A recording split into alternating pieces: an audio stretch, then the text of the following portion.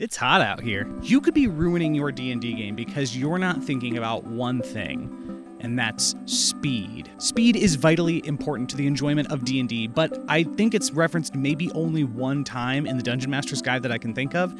It's a factor that's vitally important to having a good time at the table, and yet it's not focused on at all. One of the first forum posts that I ever made in my life was on D&DBeyond's forum, and I said, hey guys, my D&D game seems to crawl to an absolute chug.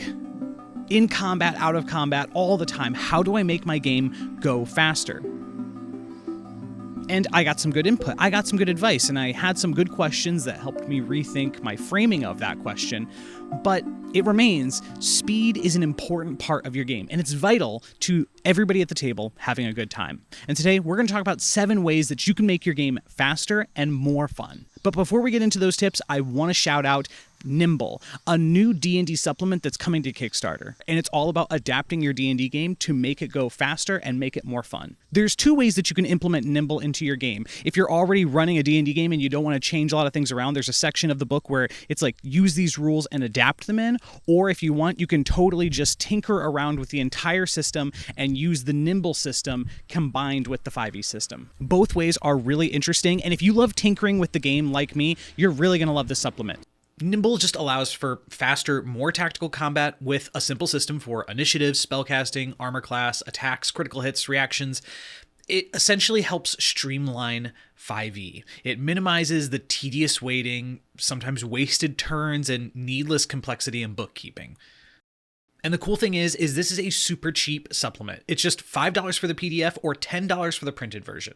When was the last time you saw a Kickstarter that affordable? Check out the link below. To get right into these tips expeditiously, number 1 are alternative initiative systems. Initiative can take time. It takes a moment for everybody to roll their initiative, to add their initiative bonus, for the DM to notate all of their initiatives, and then to figure out where the monster fits in there. So there are 2 alternatives that I'm proposing. Number 1 would just be to go right around the table. The DM starts, the enemies get their turn, and then you start with the first player, they go to the player to the right, they go to the player to the right, and so on until you make your way around the table.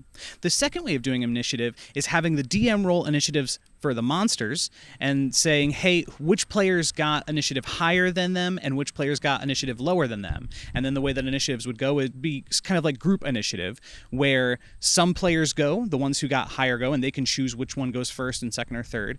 And then the monsters go, and then the next players can go that rolled slower than the monsters. It's very similar to Cypher System. I really enjoy that game, and I think that it really made initiative go a lot faster. But this may not work for every table. Some tables might have characters with abilities or subclasses or feats that increase their initiative score, and so that matters to them. And you could probably adapt them. You could just say, hey, if we go around the table, if you're the character that's almost always going to go first, and that's important for your character, you can sit right to the right. And I think it would maintain most of the integrity of why and how the character was built. The next thing, and this is fairly simple, but it's simply timed turns and timed events. There are times when you're playing your D&D game and things go down into bullet time, where essentially, okay, everything's slowed down for a second, everybody's going to have a minute to think and to compose themselves because we're not actually there in the game and we just need a few minutes to think as players and as the DM. However, there are other times when that can really sap a lot of the energy out of the game. And so a better idea would be to say, okay, the tunnel is collapsing. You don't have 10 minutes in real life to figure out what you're going to do and the exact way that you're going to escape out of this collapsing tunnel. Put a timer on and say, you have 5 minutes. I will warn you when you have 1 minute left. And after that, we need to start going through our initiative orders. That can be one way that you use a timer kind of system. And then another way is that you could time turns. A lot of times, especially spellcasters can take a long time on their turns because they just have so many options. Well, it might not be exactly fair for the fighter who takes a solid 2.5 minutes to do their turn, when they're waiting on their wizard and their cleric and their druid friends who are taking 10 plus minutes for their turn each turn. And so you have a 3-minute timer and you go, okay, you have 3 minutes to figure out what you're going to do with your movement, your action, and your bonus action. And that's it. And if it isn't there by then, either I'll pick an action for you or your turn will be skipped and we'll come back to you at the end of the round.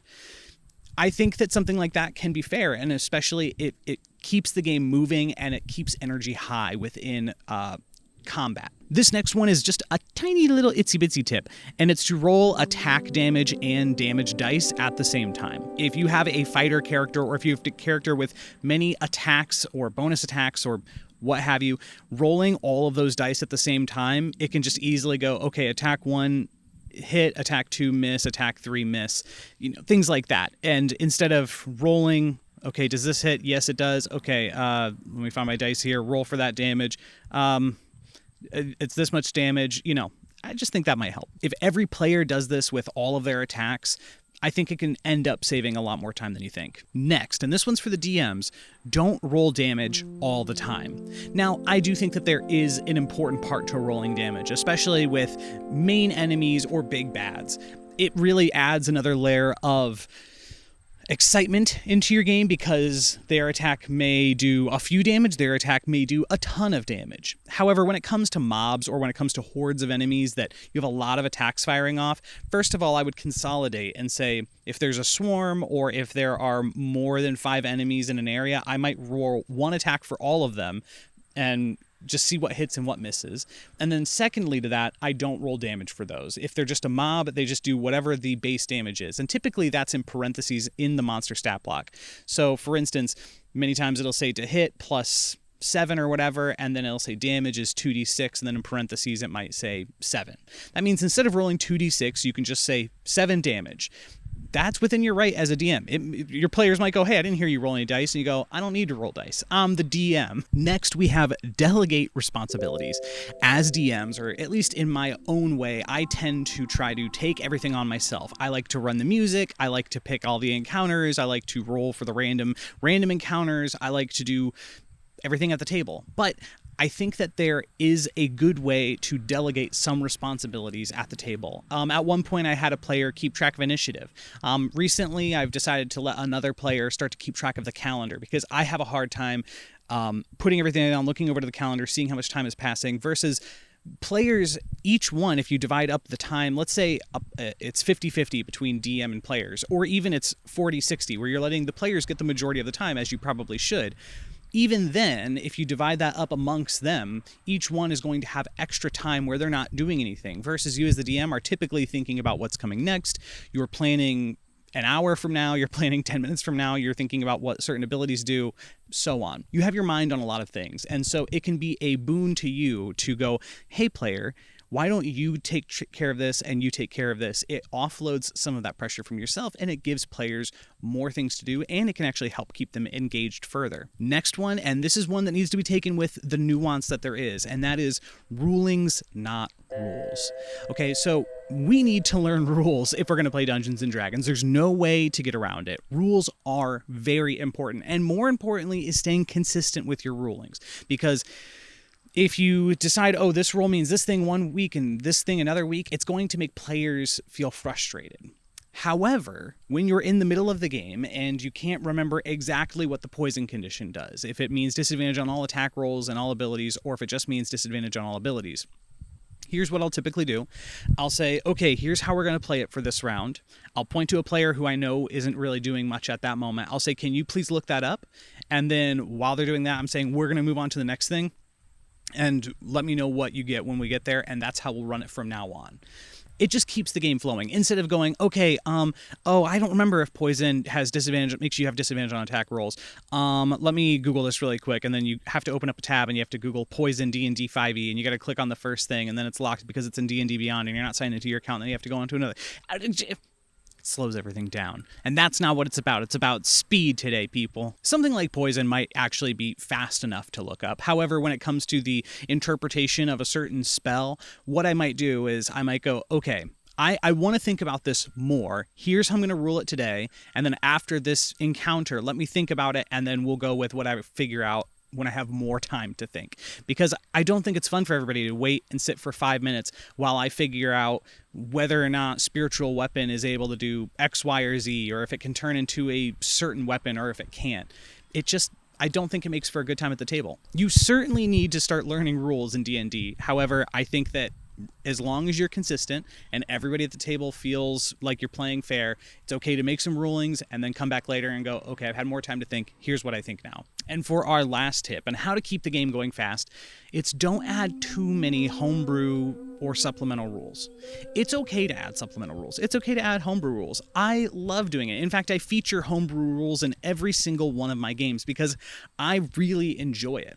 And some things stick and some things simply fall away because either they weren't that good or they were too good or they were just too slow, whatever. But when you have too many supplemental rules that kind of edge their way into the game, what it can tend to do is it can tend to slow things down because not only are you now referencing the rule books to see what those things have to say about the official rules of the D&D 5e game, but now you're having to reference conversations that you had previously, text messages, Discord messages, whatever they are. You have to now look into several different avenues of communication to figure out, okay, what did we say about this thing? Because I don't remember exactly what this homebrew rule that we said does. I love tinkering with D&D 5e. That's pretty much what this whole channel is about. It's about taking the game that I love and just turning it a little bit to make it more fun, more interesting, and just to see what happens.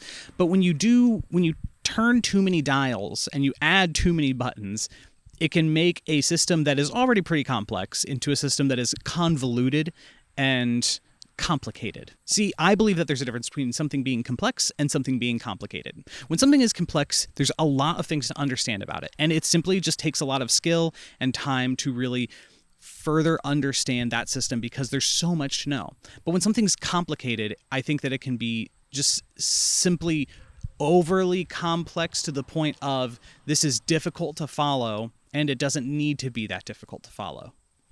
It's hard not defining a word with a word, but I hope that you can understand what I'm trying to say. But with all that being said, I hope that you like this video. If you like it, please leave a like and hit subscribe. I put out new videos about D&D regularly. Thanks so much for watching, and I'll see you in the next one. Good luck out there, adventurer. It is so hot out here. It's literally like I'm baking. It's like 90 degrees. I'm probably sweating right now.